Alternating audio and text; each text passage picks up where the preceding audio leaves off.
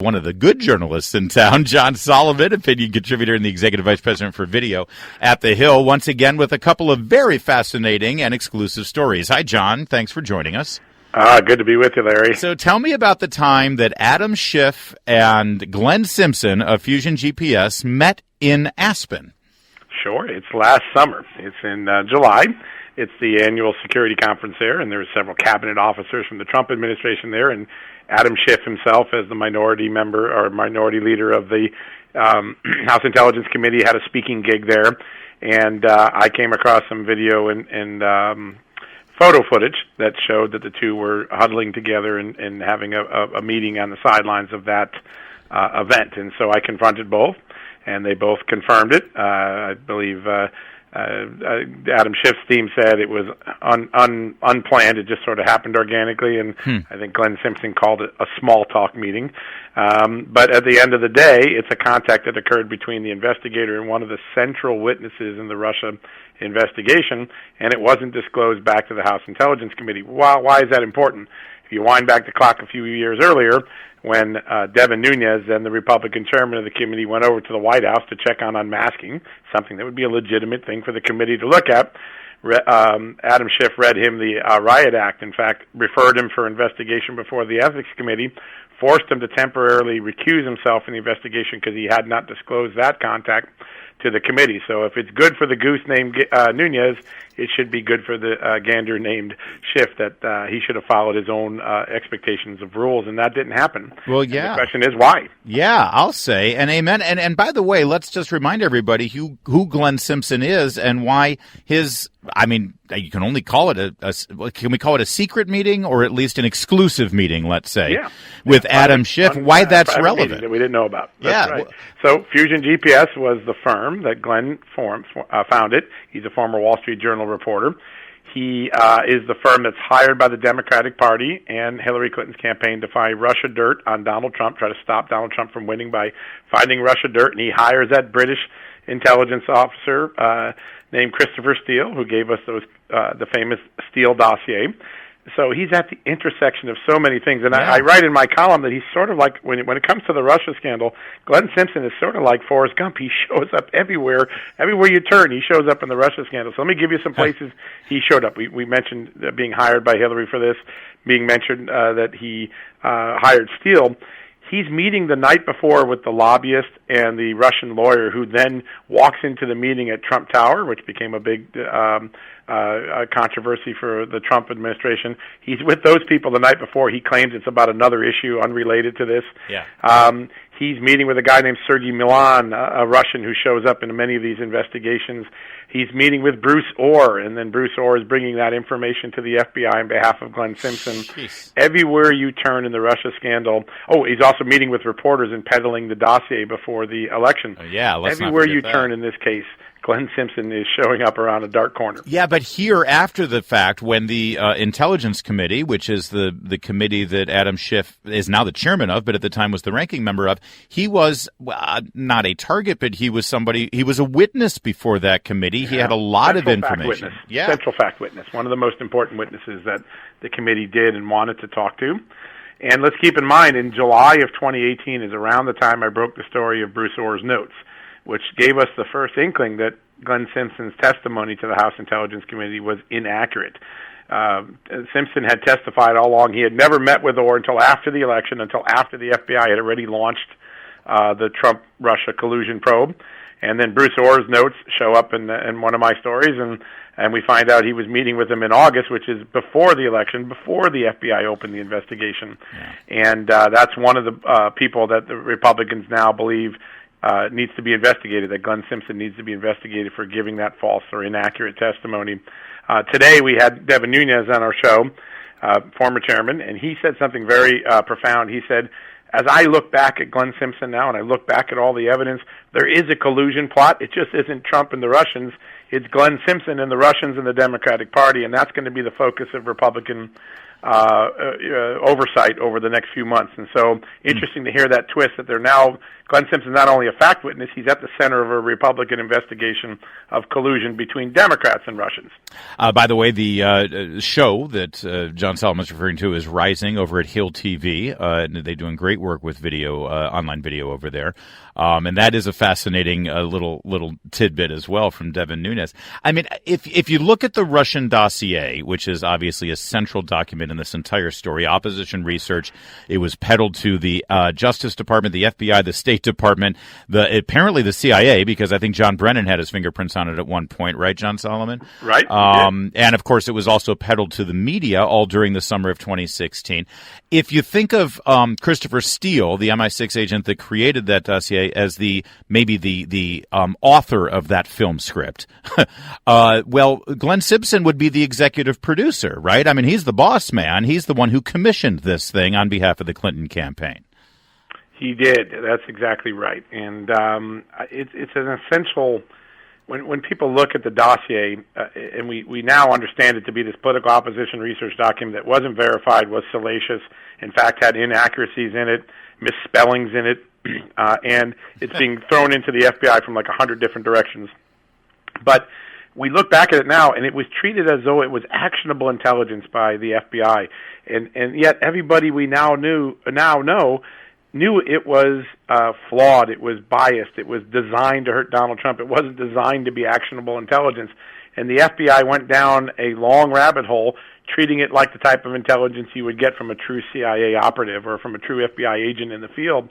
And that's where the real sin is here. Listen, there was plenty of reason to investigate Russia for hacking, as Director Mueller's or Special Counsel Mueller's indictment ultimately showed us. There was some very serious crimes that went on with Russia.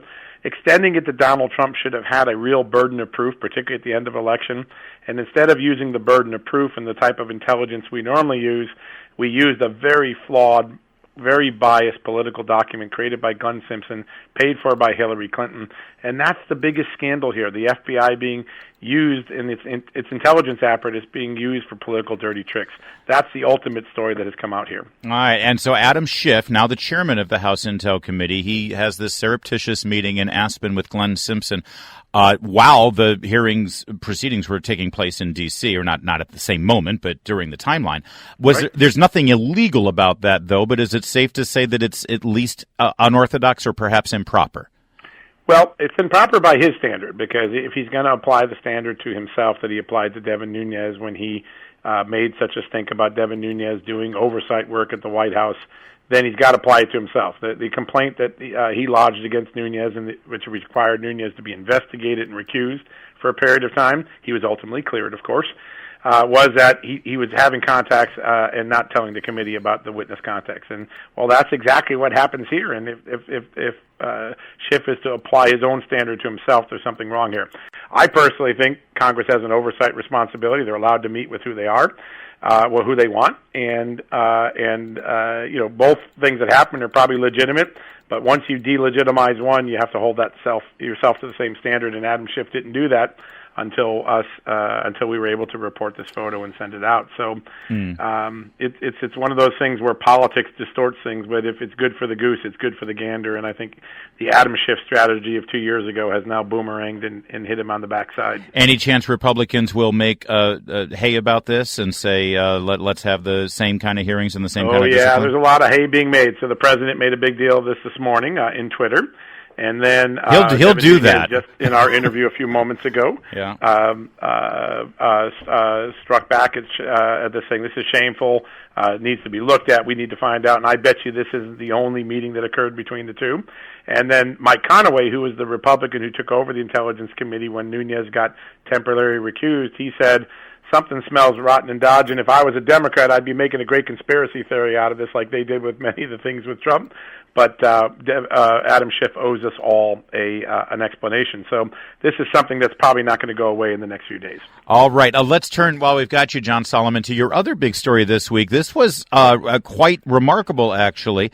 It's not new It's something that happened when Robert Mueller was the FBI director back in 2002, I believe Right. your article says. That's right. But boy, is it relevant considering the headlines these days. Robert Mueller had to answer some very important questions about FBI abuse of the FISA process. What did you learn about this? That's right. So back in 2002, 2003, the FISA court, the Secret Intelligence Court, called Director Mueller onto the carpet for actions that his bureau took both when he was there and before he was there. 75 instances in which false and misleading FISA warrants were submitted to the court. And in almost all those cases, the sin is the same sin that we now hear about the Carter Page FISA in 2018. And that is they omitted exculpatory information that might have changed the court's opinion on whether to violate an American's privacy and spy on them. So 75 times, and what it shows is that there was a pattern in practice before the 2016 election of the FBI having problems complying and doing these FISA warrants correctly, and it undercuts one of the primary things that the defenders of the Carter Page and Trump Russian collusion investigation use.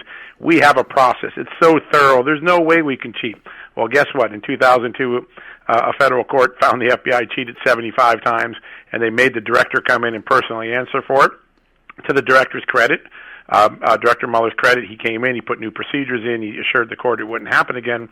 But if you know there's a propensity to do it, and you know the process can be hijacked by just not putting the right information into it, it undercuts all these sort of defenses you hear from the Democrats and from the Rod Rosensteins and the Jim Comeys of the world, that there's no way we could cheat, there's too much process. Well, you did cheat before, and there's pretty compelling evidence now that the Carter Page FISA had the same types of omissions that Director Mueller was scolded for 2 decades earlier. So a very important piece of the puzzle.